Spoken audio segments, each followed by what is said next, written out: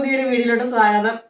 നമ്മള് Q&Aക്ക് ശേഷം പിന്നെ ഒരു ഫേസ് ടു ഫേസ് വീഡിയോ ഒന്നും ഇട്ടിട്ടുണ്ടായിരുന്നില്ലല്ലോ. ഒരുപാട് പേര് ഇങ്ങനെ നമ്മൾ ആദ്യമൊക്കെ വീഡിയോ ഇട്ട സമയത്ത് നാൻസി എങ്ങനെയാണ് സ്റ്റിച്ചിങ് പഠിച്ചത്, ഇതിനകത്തോട്ട് ഇറങ്ങാനുള്ള കാരണം എന്താണ് എന്നൊക്കെ കുറെ പേര് ചോദിച്ചിരുന്നു. അപ്പോഴൊന്നും അതിനെപ്പറ്റി ചെയ്തില്ല. പക്ഷെ ഞാൻ ഓർത്തു ഇന്ന് കണ്ടൊന്നുമില്ല. അതെ, നമുക്ക് ഇന്ന് അത് തന്നെ കണ്ടന്റ്. നാൻസി സ്റ്റിച്ചിങ് പഠിക്കാൻ കാരണം നമുക്ക് നാൻസിനോട് ചോദിക്കാം. ഒരു കുട്ടി കമന്റ് ഇട്ടിരുന്നു, ഒന്നോ രണ്ടോ പേര് കമന്റ് ഇട്ടിരുന്നു. ഞാനൊന്നും മിണ്ടാതിരുന്നിട്ട് ഇവളെ മിണ്ടിക്കാനായിട്ട് ശരി ഞാൻ മിണ്ടുന്നില്ല. ചേച്ചി ഒന്നും മിണ്ടാതിരുന്നിട്ട് ആ കൊച്ചിനെ കൊണ്ട് എന്തെങ്കിലും ഒന്ന് പറയിപ്പിക്കാൻ പറഞ്ഞായിരുന്നു. അതെ, എന്റെ വേറൊന്നുമല്ല, ഞാൻ ഇങ്ങനെ ഇടയ്ക്ക് കയറി പറയാനെന്ന് വെച്ചിട്ടുണ്ടെങ്കിൽ ഇവളതൊന്നും ഓർത്ത് ഇങ്ങനെ പറയത്തില്ല. എനിക്ക് ഭയങ്കര മറവിയാണ്. ഞാൻ ഇങ്ങനെ കണ്ടിന്യൂസ് ആയിട്ട് ഒരു കാര്യം പറഞ്ഞാൽ എനിക്ക് അറിയത്തില്ല. അവളിങ്ങനെ പറഞ്ഞ അങ്ങനെ സ്ലോയിൽ അങ്ങ് പറഞ്ഞ് നിന്ന് പോകും. അപ്പൊ ഇടക്കിടക്ക് ഞാനൊന്ന് പകുതി പറഞ്ഞു തുടങ്ങിയത് മറന്നു പോകും എന്തിനാ വന്നത്. അതുകൊണ്ട് ഞാനതിങ്ങനെ ഓർമ്മിപ്പിച്ച് കൊടുക്കണതാണ്, നിങ്ങൾ തെറ്റിദ്ധരിക്കരുത്. പിന്നെ എനിക്കിങ്ങനെ അതാണ് നമ്മുടെ വീഡിയോ കേട്ടോ. പിന്നെന്താ നമ്മൾ പറയുന്നത്, സ്റ്റിച്ചിങ് പഠിക്കാൻ കാരണം പറ. സ്റ്റിച്ചിങ് പഠിക്കാൻ കാരണം കാശില്ലായ്മ, ദാരിദ്ര്യം, പട്ടിണി. നാൻസിയുടെ അതിജീവനമാണ് നമ്മളിപ്പോ ഇവിടെ പറയാൻ പോകുന്നത് കേട്ടോ. ഞാൻ പറയാം എന്താ സംഭവം വെച്ചിട്ടുണ്ടെങ്കിൽ, എനിക്ക് ഞാൻ കഴിഞ്ഞ വീഡിയോയിൽ പറഞ്ഞിട്ടുണ്ട്, എന്ത് എനിക്ക് ഇരക്കാൻ ഇഷ്ടമല്ല, അതെത്താൻ ഇഷ്ടമല്ല. അത് തന്നെയാണ് പറയാൻ. ഞാൻ ആരോടും ഇങ്ങനെ ചോദിക്കത്തില്ല, തരൂ ഞാൻ ചോദിക്കത്തില്ല. ഞാൻ ഇല്ലെങ്കിൽ ഞാൻ കിറുമാണ്ട് ഇങ്ങനെ ഇരിക്കും. അപ്പൊ 10ാം ക്ലാസ് എത്തി. ഞാൻ പണ്ടൊന്നും എനിക്കിങ്ങനെ ഡ്രസ്സിനോട് താല്പര്യമൊന്നുമില്ല. എന്റെ ക്ലാസ്സിൽ തന്നെ ഏറ്റവും വൃത്തികെട്ട വെച്ചായിരുന്നു ഞാന്. വൃത്തികെട്ട മീൻസ് അതായത് ഇങ്ങനെ ഒരുങ്ങത്തൊന്നുമില്ല, പേക്കോലം. നാൻസിക്ക് പണ്ടിങ്ങനെ കാട്ടുപിരിയാനാട്ടോ, പിരിക ഇങ്ങനെ നിറഞ്ഞു നിൽക്കുമോ നിറച്ച്. അപ്പം എന്റെ പിരിക നല്ല ഷേപ്പ് പിരിക. പക്ഷേ കേട്ടല്ലോ, എനിക്ക് ഇന്നാണോ നഗ്നസത്യം മനസ്സിലായത്. ഇത് എന്റെ കൂടെ ഇല്ലാത്ത പിരിയനാ. ഇത് കൊള്ളില്ല, ഈ കാട്ടുപിരിയനാ നല്ലത്. ഷേപ്പ് ത്രെഡൊക്കെ ചെയ്ത് കഴിഞ്ഞാൽ നല്ല ഭംഗിയിലിരിക്കും. പക്ഷെ എനിക്ക് ത്രെഡ് ചെയ്യുന്ന ഇഷ്ടമല്ല കേട്ടോ. ത്രെഡ് ചെയ്തിട്ടുണ്ടെങ്കിൽ എനിക്ക് എന്തോ പ്രായം കൂടിയ പോലെ തോന്നി. അമ്മ ത്രെഡ് ചെയ്യാൻ സമ്മതിക്കത്തില്ലായിരുന്നേ. അപ്പൊ ആ സമയത്ത് എനിക്ക് ത്രെഡ് ചെയ്യണം. അമ്മ സമ്മതിച്ചു കഴിഞ്ഞപ്പോ എനിക്ക് ത്രെഡ് ചെയ്യാനുള്ള എല്ലാ മോഹവും പോയി. ഞാൻ പിന്നെ ത്രെഡ് ചെയ്യാറില്ല കേട്ടോ. ഞാൻ ബ്ലേഡ് കൊണ്ടുള്ള ഇങ്ങനെ പരിപാടിയേ ഉള്ളൂ. എനിക്ക് അവിടെ പോയിരുന്ന കരയാൻ വയ്യ. പക്ഷെ ഇവിടെ ഇടക്കൊക്കെ ചെയ്യാറുണ്ട് എന്തെങ്കിലും പ്രോഗ്രാം. അപ്പൊ ഞാന് 10ാം ക്ലാസ്സിലൊക്കെ എത്തിയപ്പോഴത്തേനും നമുക്കൊരു ഇച്ചിരി ഒരു വിവരമൊക്കെ വെക്കുമല്ലോ. അപ്പോഴാണ് എന്നെ കണ്ണു തുറന്നത്. ബാക്കിയുള്ള പിള്ളേരൊക്കെ നല്ല മെനക്കുള്ളവർക്ക് നടക്കുന്നത്. ഞാൻ എന്നെ ഇങ്ങനെ നടക്കണ ഒരു പേക്കോല. അതായത് കയ്യിൽ വളയില്ല, കഴുത്തെ മാലയില്ല, കാതിലാകപ്പാടൊരു പൊട്ടുകമ്മല്, പൗഡർ ഇടില്ല, പൊട്ടുതടില്ല, കുളിക്കില്ല, ജൈവിക്കും. പറഞ്ഞു സത്യമൊക്കെ പറഞ്ഞ കുളിക്കണ കാര്യം എനിക്ക് പറയാനുണ്ട്. ഞങ്ങളുണ്ടല്ലോ സന്ധ്യ എല്ലാ ദിവസവും വൈകുന്നേരം കുളിക്കുന്ന ആൾക്കാർ. അതായത് അമ്മ ജോലിക്കൊക്കെ പോയി വന്നു കഴിഞ്ഞിട്ടാണ് ഞങ്ങളെ കുളിപ്പിച്ചുകൊണ്ടിരുന്നത്. അപ്പൊ വൈകുന്നേരം കുളിക്കുന്ന ആൾക്കാര് രാവിലെ അങ്ങനെയാണ് നമ്മുടെ ശീലം. രാത്രി കുളിച്ചിട്ട് കിടക്കും. ഇതുകൊണ്ടല്ലോ നമ്മളെല്ലാരും കളിയാക്കുമായിരുന്നു, കുളിക്കലെന്ന് പറഞ്ഞോട്ടെ. പക്ഷെ നമ്മള് കുളിച്ച് വൃത്തിയായിട്ടല്ല നമ്മൾ കിടക്കുന്നത്. രാവിലെ കുളിക്കുന്ന ഒരു പരിപാടി ഇല്ല. അന്ന് സംഭവിച്ച രാവിലെ നമ്മൾ എഴുന്നേൽക്കുമ്പോ തന്നെ അമ്മ ജോലിക്ക് പോകും. അപ്പൊ കുഞ്ഞിനെ മുതലേ രാവിലെ നമ്മളെ കുളിപ്പിച്ച് ഒരുക്കാൻ അമ്മ ഇല്ല. അപ്പൊ നമുക്ക് ആ ഒരു ശീലം ഇല്ല. അതായത് നമ്മുടെ കുഞ്ഞിനെ മുതലേ നമ്മൾ ഇതാണ് നമ്മുടെ റൊട്ടീൻ. അപ്പൊ നമ്മൾ ചെയ്യണം നമുക്ക് ശരിയാണല്ലോ. അങ്ങനെ ഇന്നും അതൊക്കെ തന്നെ റൊട്ടീൻ.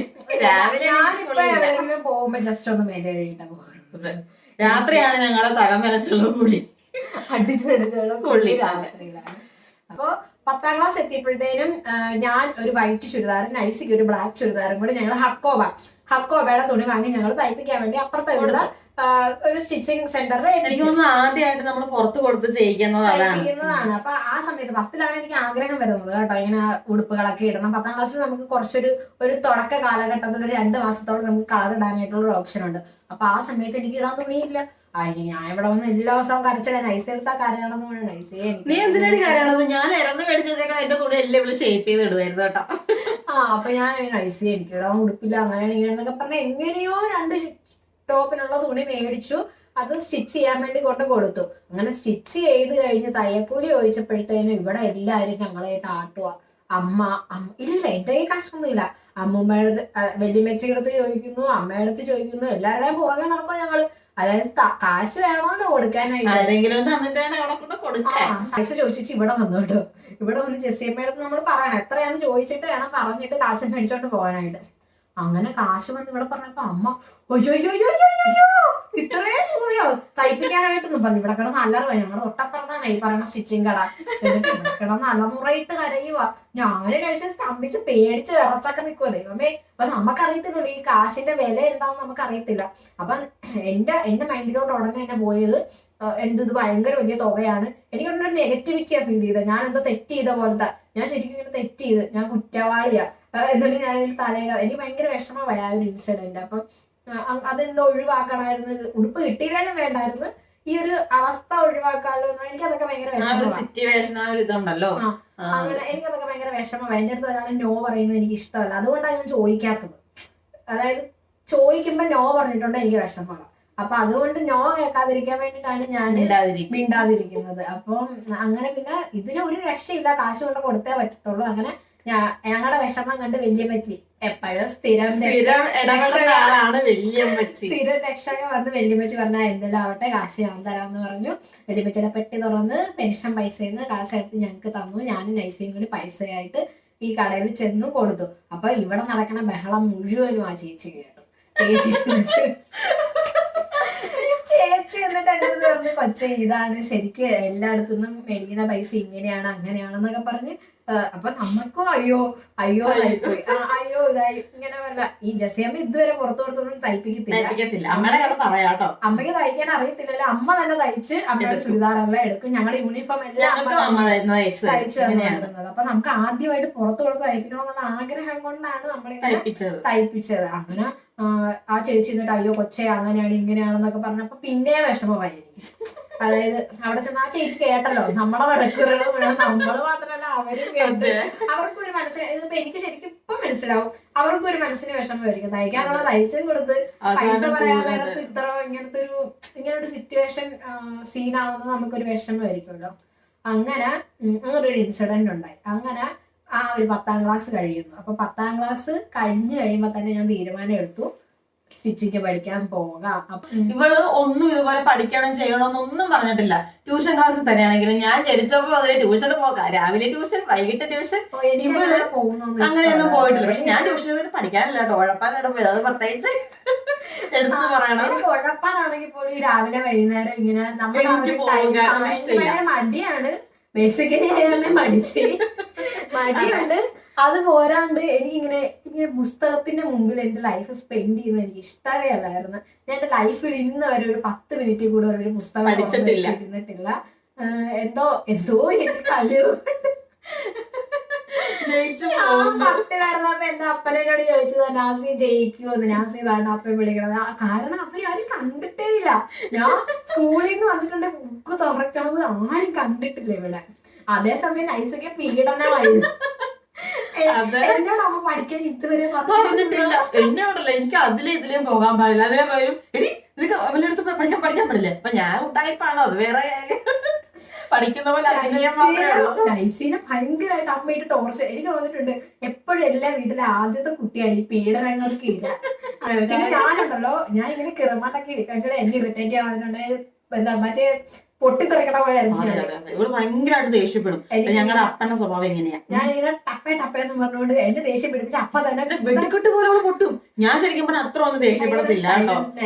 ഞാൻ അങ്ങനെ ഭയങ്കര പൊതുവെ ഇങ്ങനെ ആരെ വിഷമിപ്പിക്കാൻ എനിക്ക് അങ്ങനെയാണ് ഇപ്പോഴും അങ്ങനെ. എനിക്ക് ആരെയും വിഷമിപ്പിക്കണത് തീരെ ഇഷ്ടമില്ല. അത് പറഞ്ഞ കരയിക്കട്ടെ.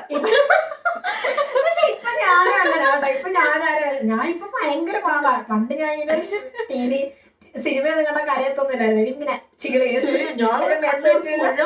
നാൻസി ഇതൊക്കെ എന്താണ് കരയാ അങ്ങനെയൊക്കെ ചോദിക്കണത്. പക്ഷെ ഇപ്പൊ ഇച്ചിരി കണ്ണീരൊക്കെ പൊടിയും. ഭയങ്കര ഇമോഷണലാ ഞാന്. ഇപ്പൊ ആരെങ്കിലും എന്നെ ഇങ്ങനെ തോണ്ടിയാ മതി കരയണമെങ്കിൽ. ഇപ്പൊ അത് വെച്ച് നോക്കുമ്പോ നൈസി ഭയങ്കര സ്ട്രോങ് ആയി കേട്ടോ. ഞാനിങ്ങനെ എന്നെ ഇറിറ്റേറ്റ് ചെയ്താൽ ഞാൻ അപ്പൊ ദേഷ്യപ്പെടും. അപ്പൊ ആ ദേഷ്യപ്പെടൽ കാരണം അമ്മ എന്നെ ഇങ്ങനെ ബുദ്ധിമുട്ടിക്കാനൊന്നും വരാറുണ്ടായിരുന്നില്ല. ഒരു വട്ടം വരെ അങ്ങനെയായിരുന്നു കേട്ടോ. അടുക്കളയിലൊക്കെ ഞാനായിരുന്നു അമ്മയുടെ മെയിൻ സഹായി. ഇടയ്ക്ക് പരീക്ഷ സമയത്ത് ഞാൻ ഭയങ്കര പഠിത്തമായിരിക്കും രാവിലെയൊക്കെ. എന്റെ ഗ്യാപ്പിലോട്ട്, കാരണം അമ്മയ്ക്ക് രാവിലെ ജോലിക്ക് പോകേണ്ടതല്ലേ.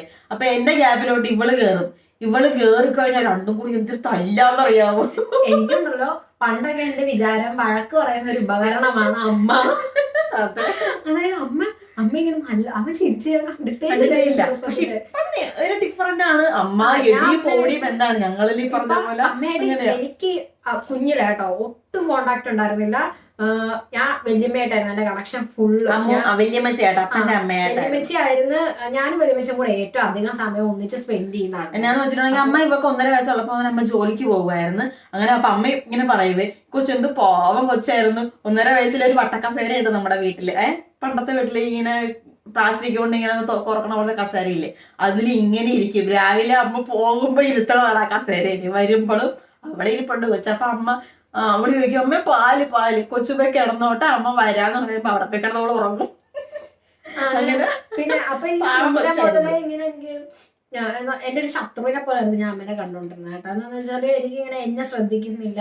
ഞാൻ ഇങ്ങനെ ഇവിടെ ഫുൾ ഫ്രണ്ട്സ് ആയിട്ടുള്ള ഒരു ലോകത്തായിരുന്നു. ഇവിടെ ഇഷ്ടം പോലെ ഈ ലൊക്കാലിറ്റിയിലല്ല, എനിക്ക് കുറച്ച് ഗ്യാങ് ഉണ്ട്.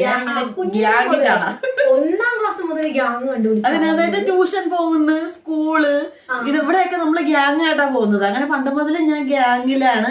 ഇവളുമായിട്ട് എനിക്ക് വലിയ അറ്റാച്ച്മെന്റ് ഉണ്ടായിരുന്നില്ല എന്ന് വെച്ചാൽ ഒട്ടും ഉണ്ടായിരുന്നില്ല, ഒന്നും ഉണ്ടായിരുന്നില്ല. അപ്പൊ ഞാൻ മൊത്തത്തിൽ ഇങ്ങനെ ഒരു ഒറ്റപ്പെട്ട ജീവിതം, ഫ്രണ്ട്സ് ഇല്ല, വീട്ടിൽ അമ്മയായിട്ട് മിണ്ടിയ അല്ല, അപ്പൊ അമ്മയായിട്ട് കണക്ഷൻ ഇല്ല, അപ്പനുമായിട്ട് ഒട്ടുമില്ല, ആരുമായിട്ട് കണക്ഷൻ ഇല്ല. ഞാനും വല്യമ്മയും മാത്രം. ഞാൻ മര്യാദക്ക് വീട്ടിലുണ്ടാകും, വല്യമ്മച്ചെടുത്ത് മാത്രമായിരുന്നു മിണ്ടിക്കൊണ്ടിരുന്നത്. അപ്പൊ ഇങ്ങനെ എനിക്കിങ്ങനെ വല്ലാത്തൊരു ലോൺലി ഫീൽ ഒക്കെ ആയിരുന്നു. ഒറ്റയ്ക്കാണ് ഞാന്, ആരുമില്ല. അങ്ങനെ എനിക്ക് ദേഷ്യമായിരുന്നു. അതാണ് ഞാൻ ഈ പൊട്ടിത്തെറിച്ചോണ്ടിരുന്നത്. എനിക്ക് എല്ലാവരോടും ദേഷ്യമായിരുന്നു. ചുറ്റുവളം നിൽക്കുന്ന എല്ലാവരോടും ദേഷ്യം. ഇവളെ ഇഷ്ടമല്ല, അമ്മേനെ ഇഷ്ടമല്ല, ചുറ്റും നിൽക്കുന്ന ആരും എനിക്ക് ഇഷ്ടമല്ല. എന്താന്ന് വെച്ചിട്ടുണ്ടെങ്കിൽ എന്നെ ഇഷ്ടമല്ല ആർക്കും എന്നാണ് ഞാൻ വിചാരിച്ചോണ്ടിരുന്നത്. അതുകൊണ്ട് തന്നെ എനിക്ക് നോ കേൾക്കാൻ, ഇവരുടെ വായിൽ നിന്ന് ഇവര് നോ എന്ന് പറയുമ്പോ തന്നെ എനിക്ക് ദേഷ്യം. ഇങ്ങനെ എന്നെ ഇഷ്ടമല്ല ഇവർക്കാർക്ക്.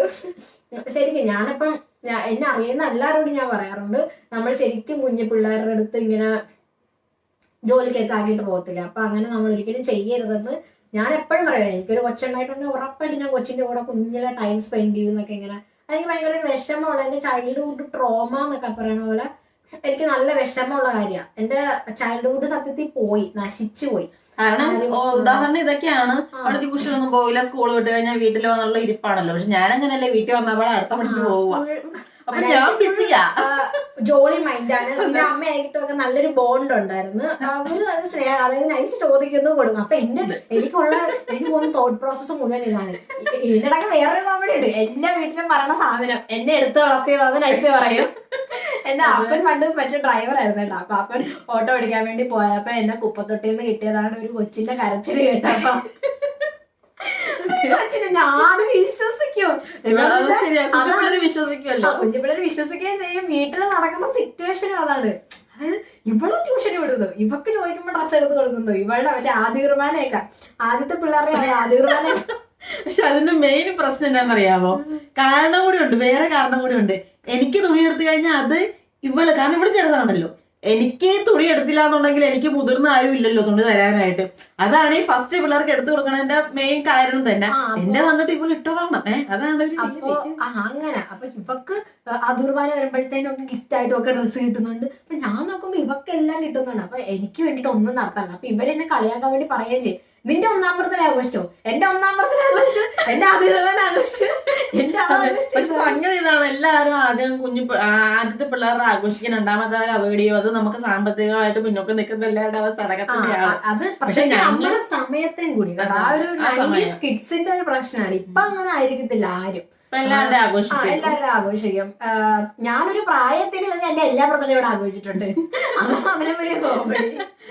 അപ്പൊ എനിക്ക് തോന്നുന്നു 10ാം ക്ലാസ് ഞാൻ കഴിഞ്ഞില്ലേ, ഞാൻ ഒരു 10ാം ക്ലാസ് ഒക്കെ കഴിഞ്ഞ് നൈസി ഒന്ന് സെറ്റ് ആയി കഴിഞ്ഞു. പിന്നെ എന്റെ എല്ലാ ബർത്ത്ഡേ നൈസി ആഘോഷിച്ചിട്ടുണ്ട് കേട്ടോ. എനിക്ക് സർപ്രൈസ് ഗിഫ്റ്റ്, ഞാൻ പറഞ്ഞ സാധനം എല്ലാം നൈസി എനിക്ക് മേടിച്ചു തരും. മേടിച്ചെന്നില്ല കലിപ്പാല്. അതെങ്ങനെയാന്ന് വെച്ചിട്ടുണ്ടെങ്കിൽ ഞാനാണ് മെയിൻ കുതന്ത്രത്തിന്റെ ആള്. ഇവളൊരു പാവം കുട്ടിയാണ്, ഞാനാണ് കുടിക്കുന്ന കാശടിച്ച് മാറ്റുക, മിഠായി മേടിക്കുക, എന്തൊക്കെയായോ നല്ല ആ കുരുട്ട് ബുദ്ധിമുട്ടാണ്. ഞാൻ ഈ പറഞ്ഞ ഇങ്ങനെ പുറകെ നടന്നൊക്കെ അത് വേണം ഇത് വേണം അത് വേണം. സൈക്കിളൊക്കെ, എനിക്ക് സൈക്കിൾ വേണം. ഞാൻ ഇവിടെ ഒരു പുള്ളിക്കാരനെ ഇതുപോലെ ലോട്ടറി വയ്ക്കണം, പുള്ളിക്കാരനല്ല, പുള്ളി എന്തോ മേശരി പണിക്കാരനാണ്. അപ്പൊ പുള്ളി ഇതുപോലെ ഒരു സൈക്കിൾ കൊണ്ട് വെച്ച് ഞങ്ങളുടെ വീടിന്റെ ടൗണിനടുത്തായതുകൊണ്ട് ഇവിടെ വെച്ചിട്ടാണ് പോണത്. അപ്പൊ ഞാൻ എന്ത് ചെയ്യും, എനിക്ക് ആ സൈക്കിള് ഓടിക്കണം വേണ്ടിട്ട് ഞാൻ ഇടംകാലിട്ട് ഓടിക്കുവേ. ഇടംകാലിട്ട്, നേരെ ഇരിക്കാനുള്ള പൊക്കില്ല, ഇടംകാലിട്ട് ഓടിച്ച് പഠിച്ചിട്ട് ഒരു പുള്ളിക്കാരനെ ഞാൻ ഉന്തിയിട്ട് പുള്ളിക്കാരത്ത് ഓടെ വീണിട്ട് ഞാൻ റിമാൻഡ് വന്ന് വീട്ടിലിരിക്കേ. പുള്ളിക്കാരത്തേക്ക് മനസ്സിലായി ഞാൻ എവിടുത്തെ ആളത്. എന്നിട്ട് പുള്ളിക്കാരി മരുന്നൊക്കെ മേടിച്ചോണ്ട് വീട്ടിൽ വന്ന് വല്യമ്മച്ചൊരു പരാതി പറഞ്ഞ് ഈ നിങ്ങളുടെ കൊച്ചുമളനെ ഉരുട്ടിയിട്ട് എനിക്ക് ഇത്ര മരുന്നായെന്നൊക്കെ പറഞ്ഞു. വല്യമ്മച്ച് പറഞ്ഞു ഞാൻ പൈസ തരാന്നൊക്കെ പറഞ്ഞിട്ട് എന്നാ വേണ്ട കൊടുത്താ പിന്നെ പൈസ പൈസ ഒക്കെ കൊടുത്ത് അങ്ങനെ വിട്ട്. അപ്പം എനിക്ക് സൈക്കിള് അങ്ങനെ പഠിക്കണമെന്ന് ആഗ്രഹം ഉണ്ടായിരുന്നു. അങ്ങനെ ഒരു ദിവസം എനിക്ക് പെട്ടെന്ന് അങ്ങോട്ട് ഒരു ഇളക്കി സൈക്കിൾ എനിക്ക് വേണം. ഈ മുറിയിൽ ഞാൻ ഇപ്പോഴും ഈ മുറിയിൽ കിടന്ന അംഗമാണ്. അപ്പനടി നമ്മുടെ പണ്ടത്തെ വീടല്ലായിരുന്നു ഈ വീട്ടിൽ അപ്പൻ തല്ലാൻ വരുമ്പോ അമ്മയായിട്ട് ഇടക്കി നിൽക്കുന്നത്. അമ്മ ഇടക്കി നിന്നിട്ട് അമ്മ വാതിലൊക്കെ അടച്ചു കളയും. അപ്പം പുറത്തുണ്ടായിരുന്നു അതിന്റെ അകത്തിരുന്ന് ഇവിടെ വഴക്ക്, പുറത്തിരുന്ന് അവിടെ വഴക്ക്. അങ്ങനെ രണ്ടുപേരും.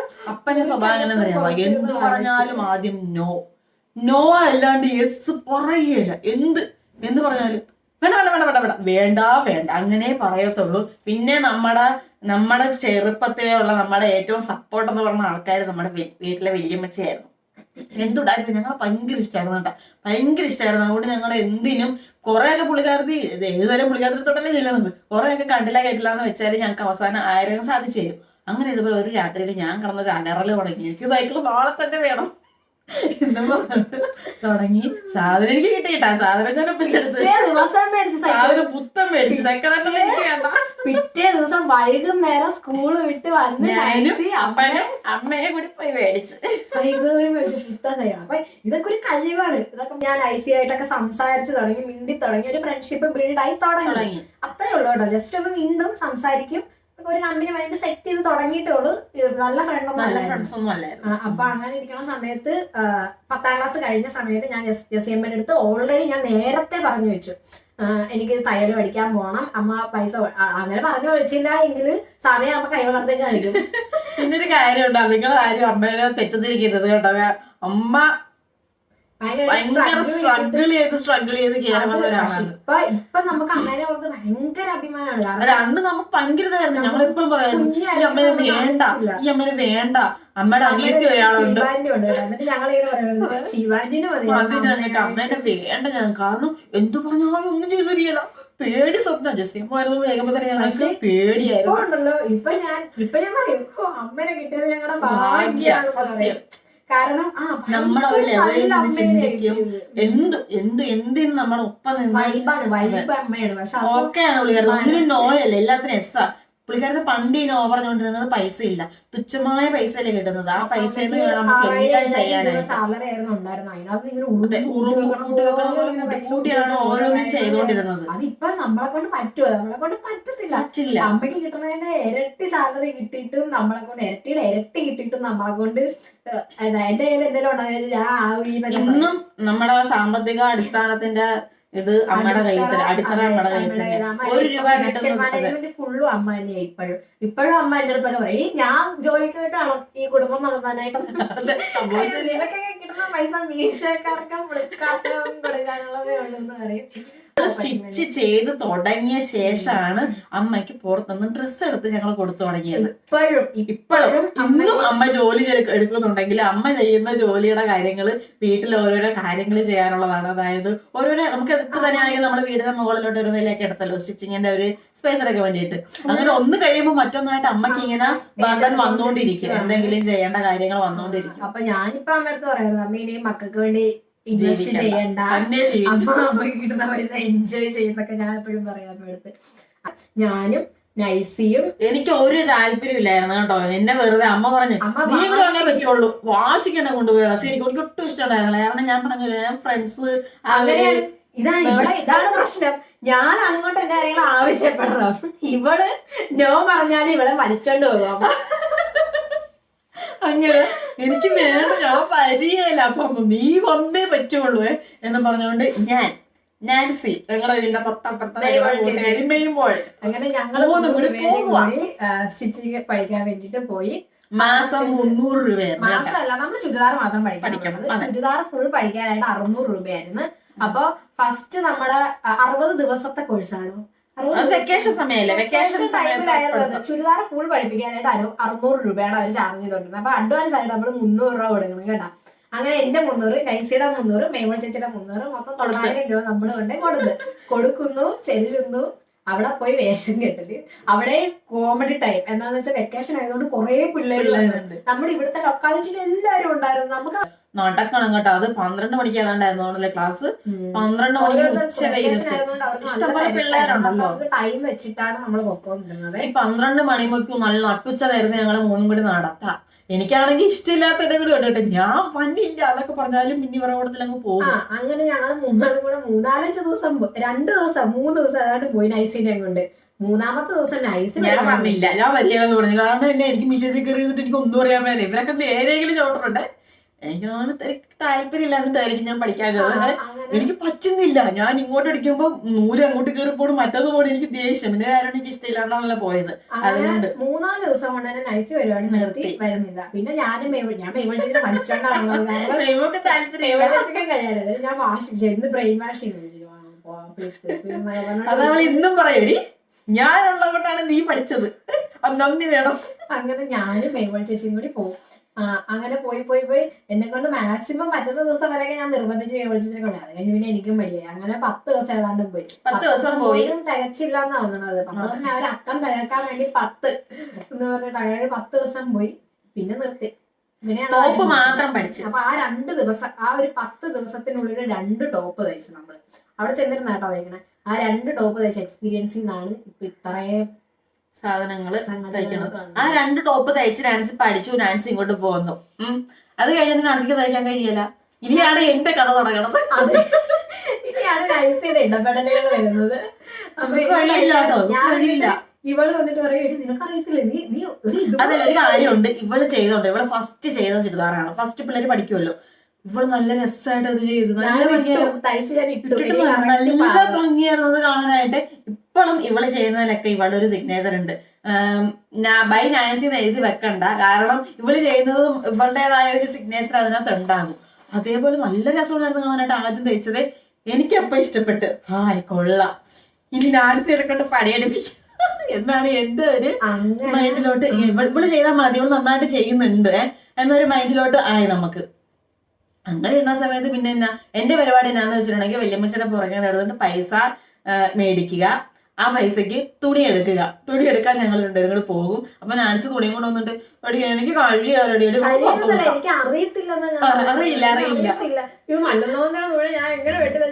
ഫസ്റ്റ് നമുക്ക് തയ്ക്കാൻ അറിയാൻ പാടില്ലാത്തവർക്ക് പുത്തൻ തുണി, മറ്റേ നമ്മള് പഠിച്ചതൊക്കെ പൊട്ട തുണിയില്ലേ, സാരിയിലൊക്കെയാണ് പഠിച്ചോണ്ടിരുന്നത്. അപ്പോഴത്തേനും നമുക്കൊരു വിഷമല്ലേ പുത്തൻ. ഞാൻ പറയാം, എന്റെ ദൈവമേ പുത്തൻ തുണിയിൽ വെട്ടാൻ എനിക്ക് പേടിയാണ്. ഒരു എട്ട വരെ എന്നോട് അനുമാനം ചോദിക്കുവേ, എല്ലാം മാർക്ക് ചെയ്തിട്ട് നൈസി വെട്ടിക്കോട്ടെ.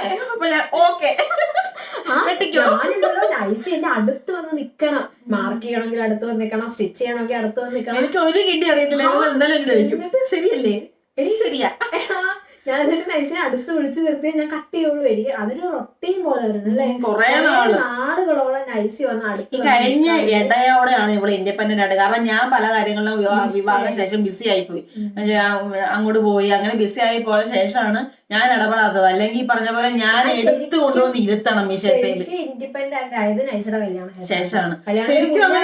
ഒരു പാക്കേജ് ആയിരുന്നു. അതായത് 10ാം ക്ലാസ് കഴിഞ്ഞ് നമ്മൾ കമ്പനി ആയാലും ഒന്നിച്ച് ക്രൈം പാർട്ണേഴ്സ് ആയി. പിന്നെ രണ്ടുപേരും പരസ്പരം അങ്ങോട്ടും ഇങ്ങോട്ടും രഹസ്യങ്ങളൊക്കെ പറയാൻ തുടങ്ങി. അങ്ങനെ ഞങ്ങൾ അപ്പൊ ആ സമയം കൊണ്ട് ഞങ്ങൾ സെറ്റ് കമ്പനിയായി, ഫ്രണ്ട്സ് ആയി കഴിഞ്ഞ് പിന്നെ ഞങ്ങള് ഒറ്റ പാക്കേജാ. ഇങ്ങനെയാ, എനിക്ക് ചോറ് വാരത്തുന്നാലേ ഇറങ്ങൂ അങ്ങനെയൊക്കെ ഉണ്ടായിരുന്നു. കൊറേ ഒരു ഇടക്ക് ഞാൻ ഭയങ്കര വേദിച്ചിട്ടായിരുന്നു. എനിക്ക് ഫുഡ് കഴിക്കാൻ ഭയങ്കര മടിയാ. എല്ലാത്തിനും മടിയാ. അത് നിങ്ങൾ ശ്രദ്ധിക്കണം, നോട്ട് ചെയ്യണം കേട്ടോ, മടിയാണ്.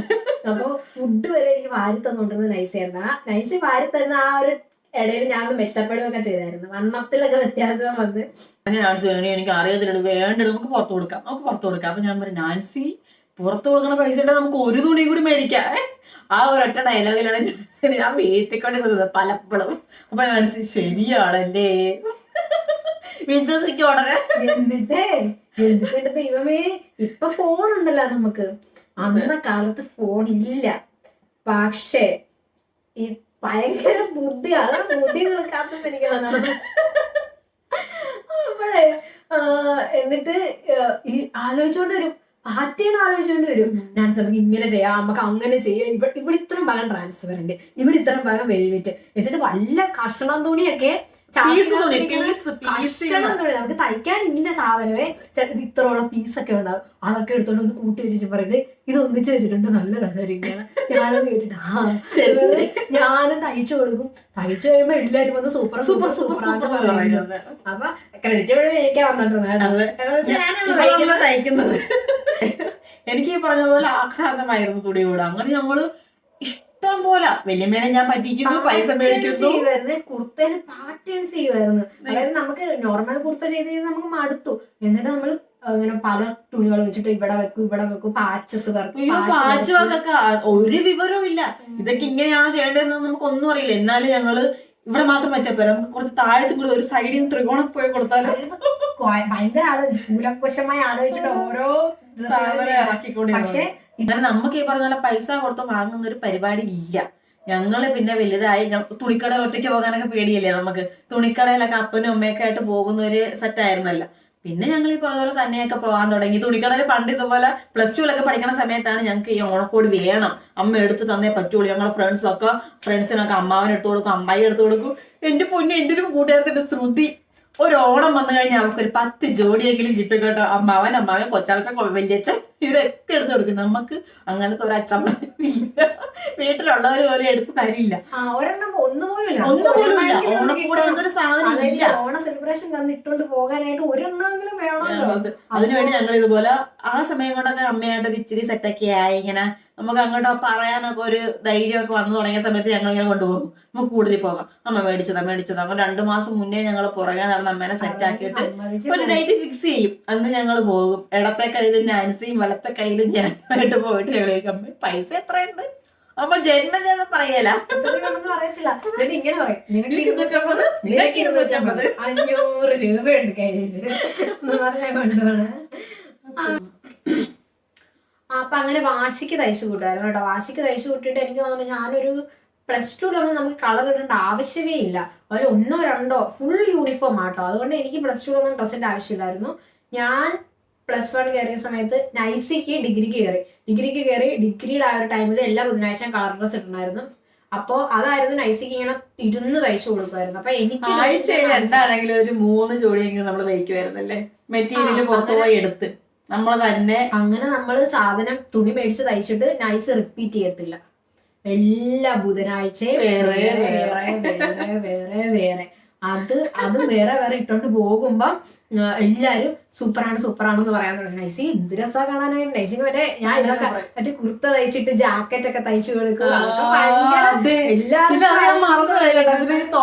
ഇവിടെ തോളയൊക്കെ ഉണ്ടായിരുന്നു, ഇങ്ങനത്തെ തോള ഞാൻ മറന്നുപോയി. അയ്യോ ഇവിടെ തൊള, പിന്നെ ഇവിടെ തോള. ആ മഞ്ഞ എങ്ങനെയായിരുന്നു. പിന്നെ ഇവിടുന്ന് ഇങ്ങനെ ഒരു സാധനം കൊടുത്തിട്ട് ഇവിടെ ഇങ്ങനെ ടിറ്റു സ്പ്രെഡ് ആയിട്ട് പാച്ച് വർക്ക് ചെയ്ത്. പിന്നെ നമ്മുടെ വെൽവെറ്റിന്റെ ഇതുപോലെ ബ്ലാക്ക് വെൽവെറ്റ് ഇങ്ങനെ വട്ടത്തിൽ ഒട്ടിച്ചൊട്ടിച്ച് വട്ടത്തിൽ ഇങ്ങനെ മുറിച്ച് എടുത്തിട്ടേ ഒരു റോസ് കളറിലെ മെറ്റീരിയൽ ആയിരുന്നു. അതിനകത്ത് ഇതുപോലെ പശ വെച്ച് ഒട്ടിച്ചൊട്ടിച്ച് പിന്നെ എന്നായിരുന്നു ബട്ടർഫ്ലൈയിലേക്ക് ഉണ്ടാക്കുമായിരുന്നേ. അല്ല ഇത് ഓർക്കണില്ലേ? അങ്ങനെ എല്ലാ ദിവസവും പല കുർത്തയാണ് ഇടുന്നത്. ആ ഒരു ടൈമിൽ കുർത്ത ഭയങ്കര കാര്യമാണ്. നമുക്ക് പുറത്തൊന്നും ഒന്നും ചെയ്യാനില്ല, അവനാനെ തന്നെ ചെയ്താൽ മതി. അപ്പൊ നല്ല ചെയ്യുമായിരുന്നു, ഇഷ്ടം പോലെ തയ്ച്ചു കൂട്ടുക. അപ്പൊ നമുക്കാണെങ്കിൽ ആ ഒരു കൊതി ഇങ്ങനെ മൂത്ത് നിൽക്കുന്ന സമയമാണ്. ഇപ്പൊ എന്ന് പറഞ്ഞാൽ കണ്ട് സത്യം പറഞ്ഞാൽ ആ ഒരു കൊതി അങ്ങോട്ട് കൊതി ഇല്ല നമുക്ക്. അന്നത്തെ അത്ര കൊതി ഇല്ല നമുക്ക് ഇപ്പൊ. അതായത് കൊതി തീർന്നെന്ന് വേണമെങ്കിൽ പറയാം. അതിനെ മാത്രം നമ്മൾ ഇട്ടു വേറെ എന്നിട്ട് ലെഗിൻസ് ഫുൾ എല്ലാ കളറിലും 24 ലെഗിൻസോളം ഞാൻ എണ്ണിയിട്ടുണ്ട്. ഇങ്ങനെ പച്ച, മഞ്ഞ, നീല, ചുമല, പല പിങ്ക്, പീച്ച്, കറുപ്പ്, ആ പുതിയ കളർ കണ്ട. ഒരു കാര്യമുണ്ട്, എല്ലാം ഒരു പീസാണ്. അതൊന്നും എടുത്തു പറയേണ്ട കാര്യമാണ്. മെലിഞ്ഞിട്ടായിരുന്നു. അപ്പൊ നാൻസി ഇതുപോലെ എന്റെ അളവിലാണ് എല്ലാം ചെയ്തുകൊണ്ടിരിക്കുന്നത്. എല്ലാം എന്റെ അളവിൽ ചെയ്യും, നാൻസി ഷേപ്പ് ചെയ്തിടും. അങ്ങനത്തെ ഒരു പരിപാടിയായിരുന്നു. അത് പിന്നെ പോക ഇവക്ക് വേണ്ടിട്ട് ഒരെണ്ണങ്ങാണ്ട് ഇവളുടെ പാകത്തിന് തയ്ച്ച്. അതായത് ഞങ്ങളൊരു കസിന്റെ ഒരു കല്യാണത്തിന് വേണ്ടിട്ട് നമ്മൾ മറ്റേ ഒരുമിച്ച് ഒരേപോലത്തെ ഡ്രസ്സ് ഇട്ടുകൊണ്ട് പോകാനായിട്ട് ഒരേപോലെ തയ്ച്ച് നാൻസി കറക്റ്റ് ആയിട്ട് നാൻസിയുടെ ഫിറ്റ് ഉള്ള ഡ്രസ് ഇടുന്നത് അന്നാണ് ഞാൻ ആദ്യമായിട്ട് എന്റെ ഡ്രസ്സ്. പിന്നെ എനിക്ക് വാശി, പിന്നെ ഞാൻ പിന്നെ നാൻസിക്ക് ഇതായി. കാരണം സ്ലിറ്റ് നമ്മുടെ ചുരിദാറിന്റെ പ്രശ്നം എന്താന്ന് വെച്ചിട്ടുണ്ടെങ്കിൽ ബാക്കിയൊക്കെ ഓക്കെ, നെക്ക് കഴുത്ത് അതൊക്കെ നമുക്ക് വിഷയമില്ല. പക്ഷെ സ്ലിറ്റ് ഇവളുടെ അളവിലോട്ട് വരാൻ നേരത്ത് സ്ലിറ്റിന്റെ ആ ഒരു വശം ഉണ്ടല്ലോ അത് മൂടിപ്പോകും, ഉള്ളിലോട്ട് പോകും.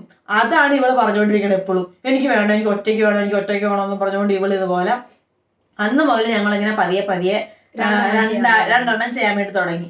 അപ്പം ഇതുപോലെ ചില സാധനങ്ങളൊക്കെ ചിലത് ഞാൻ പറയൂടി എനിക്ക് വേണോടി ഇത് നമുക്ക് ഒരെണ്ണം ചെയ്യാം, അങ്ങനെയുള്ളതൊക്കെ ഉണ്ടാവും. രണ്ടു പേർക്കും ഉണ്ടാവും, സെപ്പറേറ്റും ഉണ്ടാവും. അങ്ങനെ കുറെ ഡ്രസ്സുകൾ ഉണ്ടായിരുന്നു, രണ്ടുപേർക്കും ഒരേപോലത്തെ കുറെ ഉണ്ടായിരുന്നു.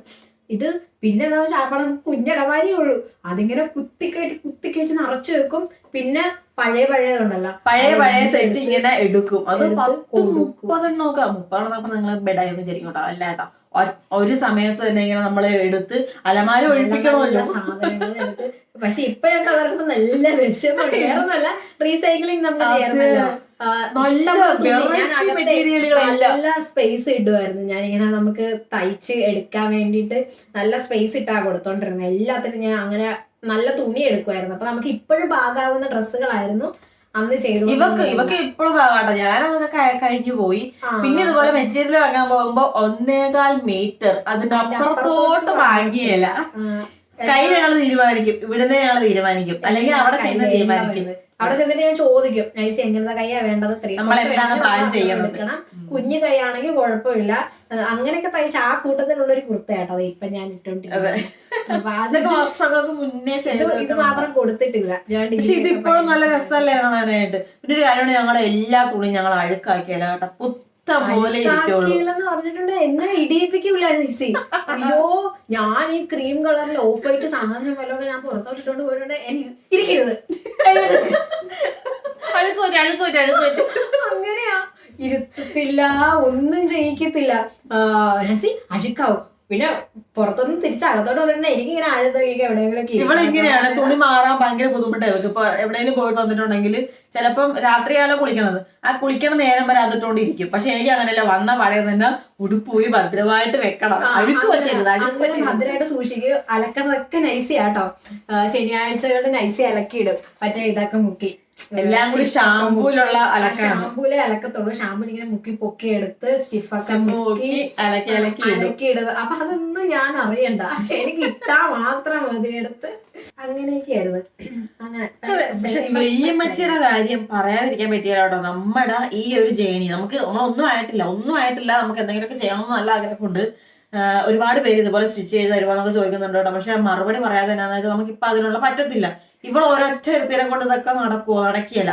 പിന്നെ ഞാൻ പഠിക്കുന്ന കാര്യം അപ്പൊ നിങ്ങൾ പറയും, എനിക്കിപ്പോ പറഞ്ഞ പോലെ പഠിക്കാനുള്ള ഒരു സാഹചര്യം ഇല്ല, ഒന്ന് ഫ്രീ ആവണമല്ലോ മനുഷ്യൻ. പിന്നെ ഞാനിപ്പോ സ്റ്റിച്ചിങ് മാത്രമല്ല, നമുക്ക് ഒരുപാട് കാര്യങ്ങൾ ഇതിന്റെ ഇടയിൽ, അതായത് ഇങ്ങനെ പല കാര്യങ്ങൾ ബിസിയാണ്. സ്റ്റിച്ച് ചെയ്യണ സമയത്ത് തന്നെയാണെങ്കിലും ഇടയ്ക്ക് ഒരാൾ അളവെടുക്കാൻ വരാൻ നേരത്ത് 1 മണിക്കൂർ പോയതായിട്ട് കൂട്ടിയാൽ നമുക്ക് പരിചയമുള്ളവരൊക്കെ ആണെന്നുണ്ടെങ്കിൽ നമ്മൾ വർത്താനമൊക്കെ പറഞ്ഞ് സംസാരിച്ച അളവൊക്കെ എടുത്ത് വരാൻ നേരത്ത് സമയം അങ്ങനെ മണിക്കൂറുകൾ പോകുന്നത് നമ്മൾ അറിയില്ല. അതാണ് ഈ സമയമില്ലാണ്ടുള്ള ഈ ഇത്. പിന്നെ നമുക്ക് ഒരാളെ കണ്ടുപിടിക്കുക എന്നുള്ളത് നമുക്ക് പറ്റിയ ഒരാളാ. കാരണം നാൻസിക്ക് ഇതുപോലെ ഭയങ്കര സംശയമാടി, നമ്മൾ ആളെ വെച്ച് നമുക്ക് ചെയ്യിക്കുമ്പോ എങ്ങനെയാണ് ഇവളീ പറഞ്ഞ പോലെ ഇവള് വെട്ടി കൊടുക്കേണ്ടി വരുമല്ലോ. ആദ്യമേ കട്ടിംഗ് മാസ്റ്റർ കിട്ടാൻ ബുദ്ധിമുട്ടാണല്ലോ. നമ്മള് വെട്ടി കൊടുക്കുന്നത് തയ്ച്ചു തരുന്ന ആൾക്കാരെ നമുക്കിപ്പൊ നിലവിൽ കിട്ടത്തുള്ളൂ. അതിന് ഇവള് എങ്ങനെയാന്ന് വെച്ചിട്ടുണ്ടെങ്കിൽ പല കാര്യങ്ങളും ചിലപ്പോ ചെയ്തു വരുന്നത് ചീത്തയായിട്ടായിരിക്കും, പക്ഷെ ഇവളത് നന്നാക്കി എടുക്കും. അങ്ങനെ ഒരു കഴിവ് നമുക്ക് കിട്ടുന്ന ഒരാൾക്ക് വേണം. പോണ പോക്കിലായിരിക്കും. കാരണം എനിക്കിപ്പോ ഇങ്ങനെ ചെയ്താൽ മതി എന്ന് പറഞ്ഞു കൊടുക്കാനായിട്ട് എനിക്ക് അറിയില്ല. അതാണ് പ്രശ്നം. നമുക്ക് അറിയാമെങ്കിലേ പറയാൻ പറ്റത്തുള്ളൂ. ഇപ്പൊ അത് മാത്രമല്ല നമ്മൾ ചെയ്യുന്നൊക്കെ പാറ്റേൺ ആണ്, അത് നിങ്ങൾ ശ്രദ്ധിക്കണം. കാരണം നമുക്ക് നോർമൽ ഒരു ഡ്രസ്സ് ഇതുപോലെ ചെയ്യുന്നതാണ് വെക്കാൻ നേരത്ത് വേണമെങ്കിൽ നോർമൽ ചുരിദാറുകൾ വരുമ്പോ നമുക്ക് അവരെ ഏൽപ്പിക്കാം. കാരണം നമുക്ക് നോർമൽ ചുരിദാർ എന്തോരം വരും, പോയ എല്ലാത്തിനും കൂടെ 1 വരും, അല്ലെങ്കിൽ 2 വരും, 3 വരും. അതിനുവേണ്ടി നമുക്ക് ഒരാളെ കൂടുതലും വരുന്നത് പാറ്റേൺ ആണ്. ആ പാറ്റേൺ ചുരിദാർ ചെയ്യാനായിട്ട് ഒരു ദിവസം നാൻസിക്ക് വേണം, അല്ലെ? ഒരു ദിവസം അവൾ എടുക്കും. ഒരു ദിവസം എടുത്തിട്ടാണ് അവൾ അത് ചെയ്തെടുക്കുന്നത്. എന്തും ആയിക്കോട്ടെ. അത് പറഞ്ഞ പോലെ നമുക്ക് വല്ലവരുടെ തുണിയിലാണ് ഫസ്റ്റ് ചെയ്യണമെന്ന് വിചാരിക്കണം. അപ്പൊ നമുക്കത് അത്രയും എഫേർട്ട് എടുത്ത് സമയം എടുത്ത് ചിന്തിച്ച് ചിലപ്പം റഫായിട്ടൊക്കെ വെട്ടി നോക്കും. ഉണ്ടെങ്കിൽ അവരുടെ അത്രയും തുണി ഞാൻ ഫസ്റ്റ് ടൈം ചെയ്യുന്നതാണ് പലരുടെ നല്ല തുണികളിലാണ് ചെയ്യുന്നത്. നമുക്കിങ്ങനെ റിസ്ക് എടുക്കാൻ പറ്റത്തില്ല. ഇതങ്ങ് പൊക്കോട്ടെ എന്ന് വിചാരിക്കാൻ പറ്റത്തില്ല. കാരണം നമ്മൾ കറക്റ്റ് തുണി ഇപ്പൊ 1/2 മീറ്റർ ആയിരിക്കും നമ്മൾ മേടിച്ചേക്കണം. നമുക്ക് രണ്ടാമത് വെട്ടുക എന്ന് പറയുന്ന ഒരു ഓപ്ഷൻ ഇല്ല. നമ്മള് അധികം തുണി നമ്മൾ എടുപ്പിച്ച് വെക്കാറില്ല. എന്നോട് ചോദിക്കാതെ മേടിച്ചോണ്ട് വരുന്നവർക്കാണ് പിന്നെ അധികം തുണി വരുന്നത്. എന്നോട് ചോദിക്കുന്നവർക്ക് ഞാൻ ചിലപ്പോ ഒരു കാൽ കുറച്ചേ പറയുള്ളൂ. എന്നിട്ട് ഞാനത് എപ്പോഴും പറയും, നീ എന്തിനാണ് ഒരു 1/4 മീറ്റർ കൂട്ടി, നിനക്ക് എന്തെങ്കിലും ഇഷ്ടപ്പെട്ടോ?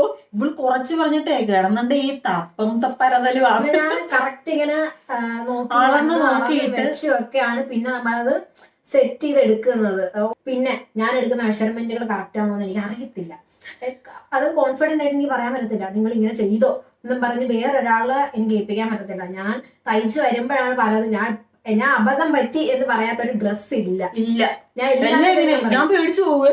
നൈസി അബദ്ധം പറ്റി, അപ്പൊ തന്നെ എന്റെ തീർന്നു, എന്റെ പറ്റിയത്. അപ്പൊ കുഴപ്പമില്ല, ശരിയാക്കി എടുക്കാം ഇങ്ങനെ പറയും. എന്നിട്ട് അവള് ശരിയാക്കി എടുക്കും. എന്നിട്ട് അതിരുന്ന് അഴിക്കും. ഞാൻ അഴിക്കാത്ത ഡ്രസ്സുകളുണ്ടല്ലോ, വല്ല ഒരു 100 ഡ്രസ്സ് ഞാൻ ഉണ്ടാക്കിയെങ്കിൽ അതിൽ 10 വരെ. ഞാൻ 100 എന്നൊക്കെ ഉദാഹരണം പറയുന്ന കേട്ടോ. ഇപ്പൊ 100 ഉണ്ടാക്കിയിട്ടുണ്ടെങ്കിൽ അതിൽ 10 ഞാൻ അഴിക്കാതെ പോകാം. 90 ഞാൻ അഴിക്കുന്നുണ്ടെന്നും കൂടെ ഓർത്താണ്. എനിക്കത് ശരിക്കും കാണുമ്പോ എത്ര സിമ്പിൾ ആയിട്ട് ഡാൻസ് ചെയ്യണം, പടപടയെന്ന് പറഞ്ഞിട്ട് ചെയ്യാം. അങ്ങനെ ഒരിക്കലും ഇല്ല കേട്ടോ. എല്ലാ പാറ്റേണും നല്ല പണിയാണ്. ഇതൊന്നും അല്ലാണ്ട് വേറൊരു ഇതുണ്ട് ഇതിനകത്ത്. എല്ലാം തയ്ച്ച് നമ്മൾ പക്കയായിട്ട് കൊടുത്തു കഴിഞ്ഞിട്ട് അവർക്കത് ഫിറ്റിംഗ് അല്ല എങ്കിൽ എനിക്ക് വരുന്ന മാനസിക വശം, ഞാൻ ഭയങ്കര ട്രോമേഡാണ്. എനിക്ക് അവർക്ക് ചിലപ്പോൾ അത് ഓക്കെ ആയിരിക്കും. പക്ഷെ ഞാൻ ചില സാധനങ്ങൾ നമ്മളെപ്പോഴും നമ്മൾ ചെയ്യുന്ന കാര്യങ്ങൾ ക്രിട്ടിസൈസ് ചെയ്യുന്ന ആൾക്കാരാണ്. അതായത് നമ്മുടെ പോരായ്മകൾ എന്താണെന്നായിരിക്കും. നമ്മൾ എത്ര നന്നായി എന്ന് പറഞ്ഞാലും നമ്മൾ ആദ്യം നോക്കുന്നത് നമ്മുടെ പോരായ്മകളിലോട്ടായിരിക്കും. എല്ലാവരും അങ്ങനെയാണോ എന്ന് എനിക്ക് അറിയത്തില്ല. ഞാൻ ഫസ്റ്റ് കണ്ടുപിടിക്കും. ഒരാൾ ഇട്ട് കഴിഞ്ഞാൽ ആ മൊമെന്റിൽ ഞാൻ കണ്ടുപിടിക്കും ഞാൻ എവിടെയാണ് എനിക്ക് തെറ്റ് പറ്റിയതെന്ന്. ആ തെറ്റ് കണ്ടുപിടിച്ച് കഴിഞ്ഞാൽ ഇവക്ക് ഭയങ്കര ബുദ്ധിമുട്ടാണ്. പിന്നെ എനിക്ക് കുറെ നേരത്തേക്ക് എനിക്ക് ഭയങ്കര വിഷമം, മെന്റൽ വിഷമം. ഞാൻ ഇപ്പോഴും ഓർക്കും, നമ്മളെ ഏറ്റവും വലുത് നമ്മുടെ മാനസികാരോഗ്യമാണല്ലോ നമുക്ക് വലുത്, മനസ്സമ്മാനമാണല്ലോ നമുക്ക് ഏറ്റവും വലുത്. എന്തെങ്കിലും നമുക്ക് ഇൻഫ്ലുവൻസ് ചെയ്യാം. എന്തെങ്കിലും ഇപ്പം മോഡൽസ് ഒക്കെ യൂട്യൂബിലാണെങ്കിലും കാണിച്ച് ഇൻഫ്ലുവൻസ് ചെയ്ത് അങ്ങനെ വല്ലതും പോയാലോ എന്ന് വരെ ഞാൻ ആലോചിക്കുന്നുണ്ട്. കാരണം മെന്റലി പിന്നെ ഞാൻ വേറൊരു തരത്തിൽ ചിന്തിക്കും, നമ്മൾ തോറ്റോടുവാണോ പിന്മാറുവാണോ. എല്ലാവർക്കും സംഭവിക്കുന്ന അബദ്ധങ്ങളോ ഒരിക്കലും എല്ലാവർക്കും. ഞാൻ തയ്ച്ചു കൊടുക്കുന്നതിൽ ഒരു 80% പേര് സാറ്റിസ്ഫൈഡ് ആണ്, സന്തോഷമായിട്ട് അവിടെ നിന്ന് ഇട്ടുകൊണ്ട് പോകുന്നത്, കറക്റ്റ് ഫിറ്റിംഗ് ആയിട്ട് പോകുന്നവരുണ്ട്. പക്ഷെ 80% പേർക്ക് നന്നായിട്ട് വന്നു കഴിഞ്ഞാൽ ഒരാൾക്ക് തെറ്റ് പറ്റിയ ഫുള്ള് പോയി. വിഷമമാണ്. അത്രയും ദിവസത്തെ കോൺഫിഡൻസ് മുഴുവൻ ഒലിച്ചു പോയിട്ട് ഞാൻ ചെയ്യുന്ന ഒന്നും ശരിയല്ല. എന്നോട് എത്രയോ പേര് നല്ലതാണെന്ന് പറയുന്നതിനേക്കാളും എന്നെ അഫക്ട് ചെയ്യുന്നത് ഒരാളെന്റെ അടുത്ത് മോശമാണെന്ന് പറഞ്ഞാൽ എനിക്ക് ഭയങ്കരമായിട്ട് എന്നെ വല്ലാണ്ടത് ബാധിക്കും. എനിക്കൊന്നും ചെയ്യാനോ ഞാൻ എപ്പോഴും ചേച്ചിട്ട് പറയാം, എനിക്ക് അറിയാൻ പറ്റാത്ത പണിയാണ് ഞാൻ ചെയ്തുകൊണ്ടിരിക്കണം, അറിയാൻ പറ്റാത്ത പണിയാണ് ചെയ്തുകൊണ്ടിരിക്കണം. അതുകൊണ്ടാണ് ഞാൻ ഈ ബൾക്കായിട്ട് ഓർഡർ എടുക്കാത്തത്. വളരെ സെലക്റ്റീവ് ആയിട്ടുള്ള ആൾക്കാർക്ക് മാത്രം ചെയ്തു കൊടുക്കുന്നത്. നമ്മളിലേക്ക് എത്തുന്നവര് നമ്മളോട് സംസാരിക്കുന്ന രീതിയിലാണ് ഞാൻ പലപ്പോഴും ഓർഡർ എടുത്തേക്കുന്നത്. തയ്യല് പിന്നെ ഈ കൊച്ചിന് ആരോഗ്യമില്ലാത്ത കൊച്ചായിരുന്നല്ലോ, അടിച്ച് വയ്ക്കാൻ പറ്റാത്തതുകൊണ്ട് അമ്മ തീരുമാനിച്ച് നമുക്കൊരു കാര്യം ചെയ്യും, മോട്ടർ വെക്കാം. അങ്ങനെ ആ വിഷയത്തിൽ മോട്ടർ വെച്ചെടുത്ത് മോട്ടർ വെച്ച് അതിനകത്ത് ഇതുപോലെ കുറെ തയ്ച്ചായിരുന്നു കേട്ടോ. അതുവരെ പറഞ്ഞ പോലെ ഈ ഒരു പ്രശ്നമുണ്ട്. ആ മെഷീനായിരുന്നപ്പോ ഏത് നേരം എനിക്ക് ആ സമയത്ത് എനിക്ക് സ്കൂട്ടറൊക്കെ വാങ്ങിച്ചായിരുന്നു. ഏത് നേരം ഞാൻ ഈ ഇതും പിന്നെ സ്കൂട്ടർ വാങ്ങല്ലേ, അതുപോലെ ഞാൻ തല്ലി പിടിച്ച് സ്കൂട്ടർ മേടിച്ച്. സ്കൂട്ടർ മേടിക്കാൻ തല്ലൊന്നും പിടിക്കേണ്ടി വന്നില്ല. എന്നാലും ഞാൻ വല്ലതൊക്കെ പിടിച്ചായിരുന്നു. കുറച്ചും കൂടെ സിമ്പിൾ ആയിരുന്നു. സ്കൂട്ടർ മേടിക്കാൻ വെല്ലുമ്മച്ചായിരുന്നു ഇതില്. എന്താന്ന് വെച്ചിട്ടുണ്ടെങ്കിൽ ഞാൻ മറ്റേ സൈക്കിൾ ഉരുട്ടിട്ടല്ലോ ഒരു പുള്ളിക്കാരത്തിന്റെ ഓടയിൽ എനിക്ക് സ്കൂട്ടർ മേടിക്കണമെന്ന് ആഗ്രഹം ഉണ്ടായിരുന്നു. വെല്ലുമ്മച്ചിക്ക് ഇഷ്ടമല്ലായിരുന്നു. എന്താന്ന് വെച്ചിട്ടുണ്ടെങ്കിൽ സ്കൂട്ടറല്ലേ, വണ്ടിയല്ലേ, പുറത്തേക്കൊക്കെ പോയിട്ടുണ്ടെങ്കിൽ എന്തെങ്കിലും പറ്റുമോ, നമ്മളോടുള്ള സ്നേഹവും കൺസേണും കൊണ്ട് ഞങ്ങളോട് ഭയങ്കര സ്നേഹമായിരുന്നു കേട്ടോ. എന്റെ പൊന്നെ സ്നേഹം എന്ന് പറഞ്ഞാ എന്തൊക്കെ സ്കൂൾ വിട്ട് വന്നു കഴിഞ്ഞിട്ടുണ്ടെങ്കിൽ വലിയമ്മയുടെ പുറകെ നടന്ന് തീറ്റ സാധനം മേടിപ്പിക്കലാണ് ഞങ്ങളുടെ മെയിൻ പരിപാടി. പിള്ളേരെ എന്ന് പറഞ്ഞിട്ടുണ്ടെങ്കിൽ ഞങ്ങളെ ഭയങ്കര ഇഷ്ടമായിരുന്നു. ഭയങ്കര ഇഷ്ടമായിരുന്നു. പിന്നെ ഒരു കാര്യമുണ്ട്, ഇഷ്ടത്തിന് ഭംഗം തന്നെ എപ്പോഴാന്നറിയാവാ, അമ്മ വീട്ടിലോട്ട് വല്ല വിരുന്നും പോയാ എന്റെ അമ്മ വീട്ടിലേക്ക് ഇതുപോലെ നിക്കാൻ പോയിട്ട് വന്നിട്ടുണ്ടെങ്കിൽ ഒരാഴ്ച മിണ്ടിയല്ല ഒരാഴ്ച പട്ടിണിയാണ്. വേറെ കോമഡിയുണ്ട്. ഞങ്ങൾ ഒരു തവണ വേളാങ്കണ്ണി പോകാനാണോ എപ്പോഴും ടൂർ പോകും അവരൊക്കെ. ഞങ്ങൾക്ക് ഈ വല്യമ്മച്ചിക്ക് ഇഷ്ടമില്ലാത്തത് കൊണ്ട് ഞങ്ങള് പോവാറില്ല. ഞങ്ങൾ പോവാറില്ല കാരണം വല്യമ്മയ്ക്ക് അവരുടെ കൂടെ പോയിട്ടുണ്ടെങ്കിൽ പുള്ളിക്കാരത്തേക്ക് ഇതുപോലെ ഒപ്പം ഇളകും. പക്ഷെ അവരൊക്കെ ഭയങ്കരമായിട്ട് എൻജോയ് ചെയ്യുവാണെങ്കിൽ ഞങ്ങൾക്ക് ഭയങ്കര സങ്കടമാണ്. എന്നിട്ട് ഇതുപോലെ ഒരു തവണ ഞങ്ങൾ തീരുമാനിച്ചു വല്യമ്മയെ നമ്മൾ കാര്യമാക്കണ്ട, നമുക്ക് ഇത്തോളം പോകാം എന്ന് പറഞ്ഞാൽ തീരുമാനിച്ച് പോകാൻ വേണ്ടി ഞങ്ങൾ ഇറങ്ങണം. അന്ന് തന്നെ വല്യമ്മ ബാഗ് പാക്ക് ചെയ്ത് വല്യമ്മയുടെ വീട്ടിലോട്ട് പോയിക്കളെ. ആലപ്പുഴക്ക് വല്യമ്മച്ചിയുടെ വീട് ആലപ്പുഴയിലാണ്. അപ്പൊ ഇപ്പൊ അവിടെ ആരുമില്ല. അതായത് ആങ്ങളയുടെ മകന്റെ മക്കളാണ് ഇപ്പൊ അവിടെ താമസിക്കുന്നത്. അത്രയും ജനറേഷൻ മറിഞ്ഞു പോയി. വല്യമ്മച്ചിക്ക് നല്ല പ്രായം ഉണ്ടായിരുന്നു കേട്ടോ ആ സമയത്ത്. നല്ല പ്രായം. ചട്ടയും കൊണ്ടൊക്കെ കൊടുത്തിട്ട് പല്ലൊന്നും ഇല്ല കേട്ടോ. എപ്പോഴും മുറുക്കോട് പിന്നെ മുറുക്കാൻ എന്റെ 5 രൂപയ്ക്ക് മുറുക്കാൻ മേടിക്കണമെന്നുണ്ടെങ്കിൽ 10 രൂപ കൈക്കൂലി. ഇതൊക്കെയാണ് ഞങ്ങളുടെ പൈസയുടെ വരുമാനം കേട്ടോ. 10 രൂപ തന്നാലേ 5 രൂപയുടെ മുറുക്കാൻ മേടിച്ചോണ്ട് തരുവുള്ളൂ. അങ്ങനെയൊക്കെ ആയിരുന്നു.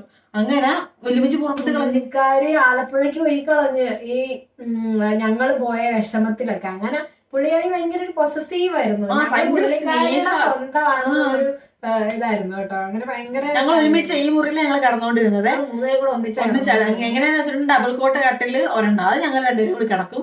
ഒരു സിംഗിൾ കോട്ടില് വല്യമ്മച്ചിയും കിടക്കും. ഇത്രയുള്ള ഗ്യാപ്പ് കഴിഞ്ഞിട്ട് പോലെ രാത്രിയിലൊക്കെ ഞങ്ങള് അപ്പൊ ഫ്രണ്ട്സ് ഒക്കെ നമ്മള് കടകളൊക്കെ പറയാൻ തുടങ്ങുന്ന സമയമുണ്ടല്ലോ, എങ്ങനെ വർത്താനം പറഞ്ഞുകൊണ്ടേ ഇരിക്കും, ഉറങ്ങത്തില്ല. അങ്ങനെ സമയത്ത് വല്യമ്മച്ചി നിങ്ങൾക്കൊക്കെ ഉറങ്ങാറായി ഒരു തലവണി എടുത്തിട്ട് ഒരൊറ്റ കയറി വരും. ഞങ്ങള് തിരിച്ചറിയും. ഭയങ്കര കുറുമ്പത്തിയായിരുന്നു. നമ്മളിങ്ങനെ കപ്പലണ്ടി മേടിക്കുമായിരുന്നു കേട്ടോ. കപ്പലണ്ടി മേടിച്ച് കപ്പലണ്ടി തീറ്റ എല്ലാം കഴിഞ്ഞ് കഴിഞ്ഞപ്പോ കപ്പലണ്ടി പോയി ചുരുട്ടി അപ്പലിമ്മയുടെ മേതോട്ട് ഒരൊറ്റ കയറാ. അതേ സ്പീഡിൽ കപ്പലണ്ടി പോയി തിരിച്ച് ഭയങ്കരയോ വല്യമ്മ. ഞങ്ങൾ ഓർത്തിട്ടുണ്ടേ വല്യമ്മച്ചി മരിച്ചു കഴിഞ്ഞ് ഞങ്ങൾക്ക് ജീവിക്കാൻ പറ്റിയല്ല അല്ലെ. ഞങ്ങൾ അങ്ങനെ വിചാരിച്ചത്. കാരണം എന്തിനും ഏതിനും ആര് കഴിഞ്ഞാലും ഓടിച്ചെല്ലണ ആള് വല്യമ്മച്ചിയാ. വല്യമ്മച്ചി വേണം എന്ന് പറയാൻ പുള്ളിക്കാരിക്ക് മരിക്കാൻ പേടി ഞങ്ങളെ ഓർത്തിട്ടായിരുന്നു. ശരിയാ. പോയിട്ടുണ്ടെങ്കിൽ ഞങ്ങള് ആര് നോക്കും, അങ്ങനെ ഞങ്ങൾ ആര് നോക്കും, പിള്ളേരെ വഴക്കുറയില്ല മരിക്കാൻ കിടക്കാൻ നേരത്ത് അത് തന്നെ പറഞ്ഞുകൊണ്ടിരുന്ന കംപ്ലീറ്റ്. അപ്പനെ വിളിച്ചിട്ടൊക്കെ ഇങ്ങനെ പറഞ്ഞു പിള്ളേരെ വഴക്ക് പറയരുത് കേട്ടോ എന്നൊക്കെ പറഞ്ഞിട്ട് അങ്ങനെ പുള്ളിക്കാരി പറയായിരുന്നു. പിന്നെ മരിക്കാൻ നേരം കമ്മലൊക്കെ ഊരി തന്നു ഞങ്ങളുടെ കയ്യില്. അപ്പൊ മോതിരം ഒരെണ്ണം കയ്യിലുണ്ടായിരുന്നു കേട്ടോ. അപ്പൊ അതിങ്ങനെ ചെമ്പാണേ. അപ്പൊ പുള്ളിക്കാരിയുടെ ഇങ്ങനെ ബോധം പോയ സമയത്ത് പുള്ളിക്കാരുടെ വിചാരം കയ്യിൽ കിടക്കണ മോതിരമൊക്കെ സ്വർണ്ണാണെന്ന് കരുതിയിരിക്കണം. അപ്പം സ്വർണ്ണ അല്ലെങ്കിലും ചെമ്പാണെങ്കിലും അത് ഊരി തന്ന്. 2 കമ്മൽ ഊരി എൻ്റെ കയ്യിൽ തന്ന്, ഈ മോതിരം ഊരി എൻ്റെ കയ്യിൽ തന്ന്. അപ്പൊ എൻ്റെ ദൈവമേ, ആ മൊമെന്റ് ഉണ്ടല്ലോ ലൈഫില് നമ്മൾ ഒരിക്കലും മറക്കാത്തൊരു മൊമെന്റ് ആണത്. ഇങ്ങനെ കമ്മൽ ഊരി മോതിരം ഊരിയൊക്കെ നമ്മുടെ കയ്യിൽ തരുന്നേ. ഇത് നിനക്കാണ്, നീ വെച്ചോ എന്നും പറഞ്ഞുകൊണ്ട് നമ്മുടെ കയ്യിലോട്ട്. അതെന്നാന്ന് വെച്ചിട്ടുണ്ടെങ്കിൽ ഞാൻ പറഞ്ഞല്ലോ, എനിക്ക് മാല ഇട്ടിട്ടുണ്ട്. അല്ല, നമുക്ക് മാല മേടിച്ച് തന്നിട്ടുണ്ട്. എനിക്ക് മാല ഞാൻ കുഞ്ഞായിരുന്നപ്പോ എനിക്ക് ഇവര് ഈ അപ്പന്റെ വീട്ടിൽ നിന്ന് മാല മേടിച്ചു വിടണമല്ലോ. അങ്ങനെ എനിക്ക് മാല മേടിച്ച് തന്നിട്ടുണ്ട്. ഇവക്ക് മാല മേടിച്ച് കൊടുത്തിട്ടില്ല എന്നുള്ളൊരു വിഷമം പുള്ളിക്കാരത്തേക്ക് ഉണ്ടായിരുന്നു. അങ്ങനെ ഇതുപോലെ ഇവളുമായിട്ടൊക്കെ പോയി ജ്വല്ലറിന്ന് പെൻഷൻ കിട്ടിയപ്പോഴത്തേക്കും ഇതൊക്കെ മാല മേടിച്ചു കൊടുത്ത് അങ്ങനെ എന്തിനും എല്ലാം മേടിച്ചു തരുമായിരുന്നു. ഇപ്പോഴും ഞങ്ങളുടെ വീട്ടിൽ ഉപയോഗിക്കുന്ന ദോശച്ചട്ടി അപ്പമൊക്കെ ഞാനും വല്യമ്മയും കൂടി. എനിക്കാണെങ്കിൽ പറഞ്ഞ ഈ ഐറ്റംസ് ഒക്കെ ഇഷ്ടം. വല്യമ്മച്ചി വലിയ ദോശ കിട്ടുമേ, വലിയ ദോശ ഉണ്ടാക്കുന്ന ചട്ടിയുണ്ട് എന്നൊക്കെ പറഞ്ഞുകൊണ്ട് വല്യമ്മനെ കൊണ്ട് പോകും. വല്യമ്മ ഓക്കെയാണ്, കാരണം നമുക്ക് വേറൊരു അടുത്തൊന്നും പറയാനില്ല. വല്യമ്മ അവിടെ നമുക്ക് മേടിക്കാം എന്ന് പറഞ്ഞുകൊണ്ട് ഞാനും വല്യമ്മച്ചിയും കൂടി പെൻഷൻ മേടിച്ചിട്ട് വന്ന വഴിക്ക് ഇപ്പോഴും ആ ദോശ നമ്മുടെ വെള്ളയപ്പൊക്കെ ഉണ്ടാക്കുന്ന ചട്ടി ഇപ്പോഴും നമ്മൾ അത് തന്നെ ഉപയോഗിക്കുന്നത്. അങ്ങനെ അതൊക്കെ മേടിച്ച് അങ്ങനെ ഏതിന് ഞങ്ങൾ ഓർക്കുന്നത് വല്യമ്മച്ചി മരിച്ചു കഴിഞ്ഞാൽ ഞങ്ങൾക്ക് ജീവിക്കാൻ പറ്റത്തില്ല വിചാരിച്ചത്. പക്ഷെ നമ്മൾ മറന്നു പോകും, മനുഷ്യൻ അങ്ങനെയാണല്ലോ. ഇതുപോലെ കണ്ണീർക്കഥയായി പോയല്ല. അങ്ങനെ നമ്മുടെ ജീവിതത്തിൽ ഒഴിച്ചുകൂടാൻ പറ്റാത്ത ഒരാളായിരുന്നു വല്യമ്മച്ചി. പേര് റോസ. അമ്മയുടെ കാര്യം പറയുവാന്നുണ്ടെങ്കിൽ അമ്മയുടെ സ്വഭാവത്തിന് ഒരു തരി പോലും ഞങ്ങൾക്ക് കിട്ടിയിട്ടില്ല കേട്ടോ. ഒരു തരി എന്ന് വെച്ചാൽ തരിമ്പ് പോലും. എല്ലാ കാര്യങ്ങളും ഇങ്ങനെ ഭയങ്കര കൃത്യതയോടെ ഭയങ്കര ഇതായിട്ട് ചെയ്യുന്നവര്. എന്ത് ജീവിതത്തിൽ എന്ത് സംഭവിച്ചാലും എഴുതി വെക്കും. എഴുതിയൊക്കെ വെച്ച് എല്ലാ കാര്യങ്ങളും അങ്ങനെയാണ്. ഒരു ബുക്ക് നിറച്ചു വെക്കാൻ അമ്മയുടെ സ്വഭാവം രണ്ടായിട്ട് കീറിയിട്ട് കുറച്ചൊരിക്കൽ കുറച്ച് ഇതൊക്കെ തന്നിട്ട് ഞങ്ങളിപ്പോ വേറെ എന്തായാലും സത്യം ഞങ്ങള് എന്താന്ന് വെച്ചിട്ടുണ്ടെങ്കിൽ കിട്ടണ പൈസ കൂട്ടി വെച്ച് സ്വർണം മേടിക്കുമായിരുന്നേ. എന്തെങ്കിലും കുറച്ചൊക്കെ വാങ്ങുവാണെങ്കിൽ പോലും ഞങ്ങൾക്ക് 2 പേർക്ക് ഇതുപോലെ ആഗ്രഹത്തിനനുസരിച്ച് പാദസരമൊക്കെ പണ്ട് കല്യാണ സമയത്തെല്ലാം മിക്കവർക്കും മേടിക്കുന്നത്. സാധാരണ കാര്യം പറഞ്ഞത് പക്ഷെ ഞങ്ങൾക്ക് അതിന് മുന്നേ ഒക്കെ ഉണ്ടായിരുന്നു. അതിന് മുന്നേ തന്നെ സ്കൂളിൽ പഠിക്കുന്ന സമയത്ത് മുതലേ പാദസരമൊക്കെ ഉണ്ടായിരുന്നു, മേടിച്ചു തരുമായിരുന്നു. ആ പാദസരമാണ് എനിക്കിപ്പോൾ ഉള്ളത്. ഇവളതൊന്നും മാറിയായിരുന്നു. ഞാൻ ജോലി കിട്ടി കഴിഞ്ഞ് അഹങ്കാരത്തിലൊന്നും മാറി. കാശല്ലേ അങ്ങനെ അതിപ്പോഴും ഇരിപ്പണം. എന്റെ ലൂസായിട്ടിരിക്കാവുകൊണ്ട് ഞാനിപ്പോ ഇടാറില്ല. ഒന്ന് മുറിപ്പിക്കണം, മുറിച്ചിട്ട് വേണം ബാക്കി കിട്ടുന്ന പൈസക്ക് എനിക്ക് ആഘോഷിക്കാൻ. ബാക്കി ഇച്ചിരി കഷ്ടം കിട്ടുമല്ലോ. ആഘോഷം നടത്തുക കാര്യം അതുപോലെ ഒരുപാട് പുള്ളിക്കാരത്തെ സ്ട്രഗിൾ ചെയ്ത് ആണ് നമ്മളെ ഇങ്ങനെ കൊണ്ട് നടക്കണം. അതെ, ഇപ്പോഴും അങ്ങനെ ഇത്രേ ഉള്ളൂ. പറയാനുള്ള കുറെ ഇടാം, പക്ഷെ പറഞ്ഞവരെ നമ്മള് കാട് കയറും. ഇപ്പൊ തന്നെ കാട് കയറി പകുതി എത്തിയേക്കുവാണ്. ഇനി മുഴുവൻ കയറണ്ടല്ലേ. ഞങ്ങൾ തിരിച്ചോട്ടെ. നിർദ്ദേശത്തില റോജിനെ കണ്ടിടുക കാട് കയറി പോയാൽ ഞങ്ങൾ തിരിച്ചോട്ടെ. അപ്പൊ എങ്ങനെയാ ഇപ്പൊ നമ്മൾ പറഞ്ഞോ സ്റ്റിച്ചിങ് പഠിക്കാനുണ്ടായ കാരണമൊക്കെ പറഞ്ഞല്ല. നമ്മുടെ പാഷൻ കൊണ്ടല്ല, ഞാൻ ഒട്ടും പാഷൻ കൊണ്ടല്ല, അവസ്ഥ കൊണ്ട് ഇങ്ങനെ എന്നെ കാണാൻ വരുന്ന പലരും ഇത് ആഗ്രഹമല്ലേ, അതായത് പാഷനല്ലേ. അത് ഇഷ്ടമേ അല്ല, പാഷനല്ല.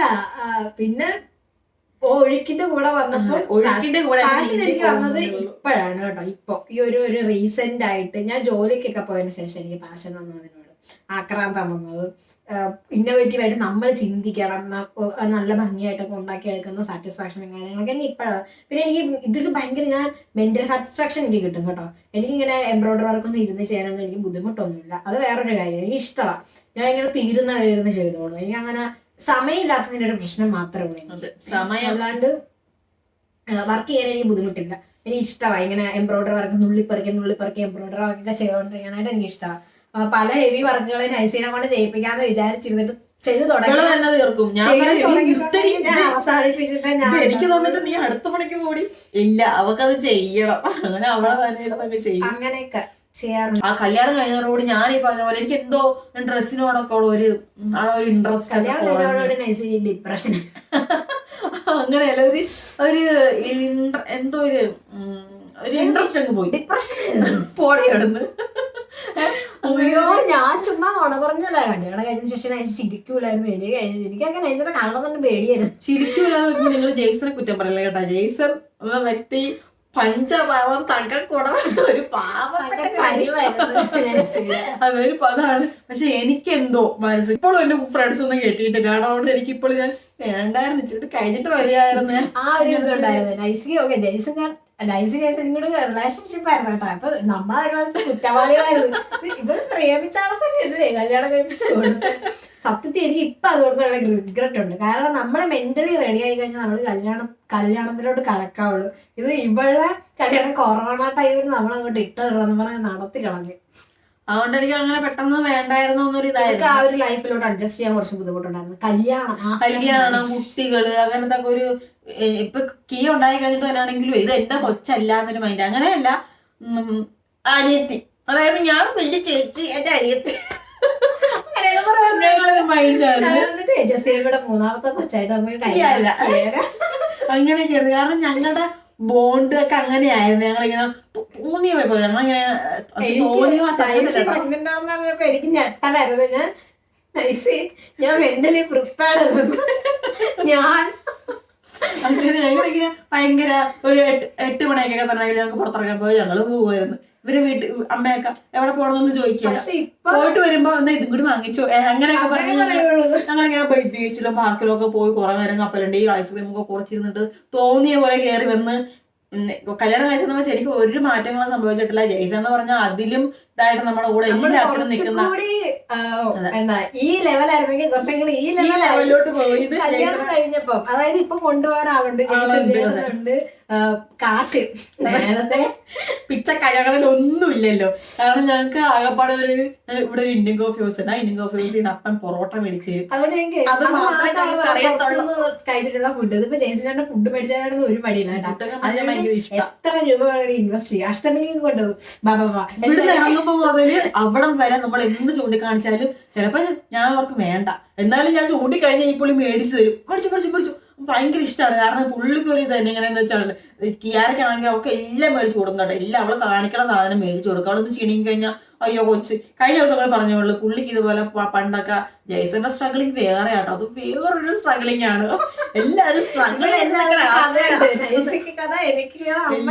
കഥയുണ്ട്. പുള്ളി പറഞ്ഞ പോലെ ബാഡ്മിന്റൺ ഫീൽഡിൽ പൈസ ഇല്ലാത്തതിന്റെ സ്പോർട്സ് എന്നൊക്കെ പറഞ്ഞു കഴിഞ്ഞാൽ പൈസക്കാരുടെ കളിയാണ്. കാരണം തുറയണ പൈസ ഷൂ ഒക്കെ എത്ര 10,000 കൊടുത്തിട്ടാണ് ഷൂ മേടിക്കാൻ, ബാറ്റ്. ജയ്സന്റെ വേറൊരു അവസരത്തിൽ പറയാം അങ്ങനെ ഒരുപാട് സ്ട്രഗിൾ ചെയ്ത് വന്നതാണ്. അവർക്ക് ഈ പറഞ്ഞ പോലെ വലിയ പൈസയൊന്നുമില്ലല്ലോ. എവിടെയെങ്കിലും പോകാൻ നേരത്ത് മുത്തിട്ട് വെടിവെക്കണ തോക്ക് ഭയങ്കര ഇഷ്ടമാണ്. അപ്പൊ അത് മേടിച്ചു കുടിക്കുകയല്ലേ എപ്പോഴും. മറ്റേ ബലൂണില്ലേ, നമ്മുടെ ആപ്പിൾ ബലൂണെ മേടിച്ചു കൊടുക്കുക. ഏകദേശം കഴിഞ്ഞ ദിവസം കൂടി പറഞ്ഞോളൂ, ഒരു മുത്തിട്ട് വെടിവെക്കണ തോക്ക് ഞാൻ ചോദിച്ചിട്ട് എനിക്ക് ചാച്ചയുടെ ആപ്പിൾ ബലൂണാണ് മേടിച്ചു തന്നത്. അതുകൊണ്ട് ഇവിടെ ഞാൻ പറഞ്ഞ എന്താണെങ്കിലും ഒക്കെ മേടിച്ചു കൊടുക്കും. കിയാരക്ക് എല്ലാം മേടിച്ചു കൊടുക്കും. നമ്മള് കിയാരയായിട്ടും പോകണ്ടാവുന്നത് കുറച്ച് ലേറ്റ് ആണ്, എല്ലാത്തിനും ഞങ്ങൾ കുറച്ച് ലേറ്റ് ആണ്.